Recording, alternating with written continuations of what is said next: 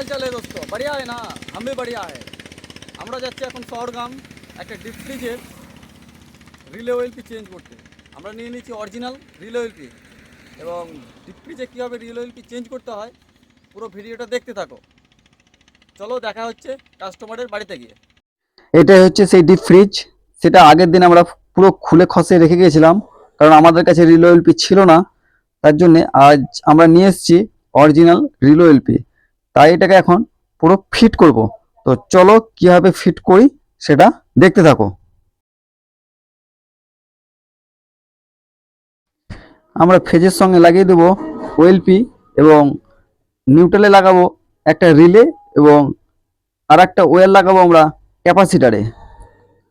যে আমাদের running starting যে ক্যাপাসিটার থাকে সেটা দুই মাথায় দুই পিনে লাগিয়ে দেব।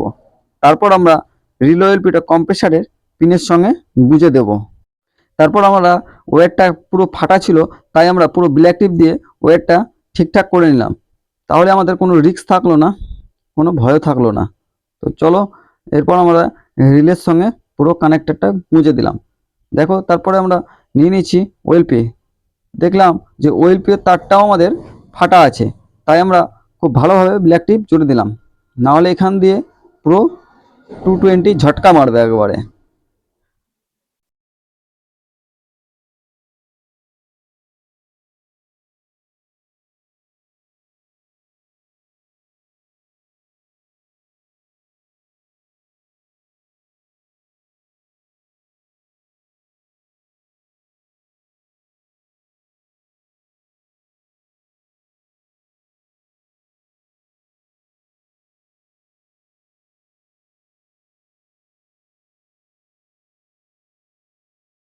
তারপর আমরা রিলে ওএলপিটা কম্প্রেসারে পিনের সঙ্গে গুঁজে দিলাম এবং গুঁজে দেওয়ার পর আমাদের এবার ফ্রিজটাকে অন করতে হবে।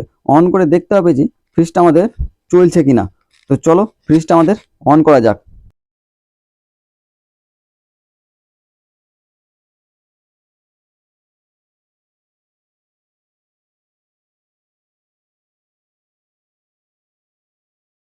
দেখো আমরা কিলোমিটার লাগিয়ে নিয়েছি এবং এখন আমরা ফ্রিজটাকে অন করব।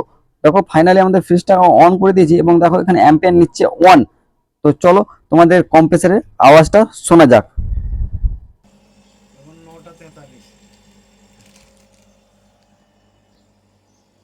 তাহলে বুঝতে পারছো আমাদের কম্প্রেসার অন হয়ে গেছে, আর কোনো সমস্যা নেই, আমাদের ফ্রিজটা রানিং হয়ে গেছে।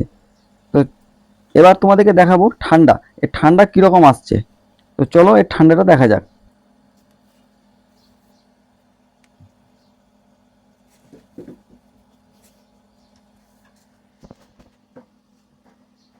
তারপর আমরা চলে এসেছি ডিপ ফ্রিজের ভিতর দিয়ে এবং এখানে ঠান্ডা দেখো পুরো আইস জমতে লেগেছে আর পুরো বরফ, পুরো বরফ হয়ে গেছে।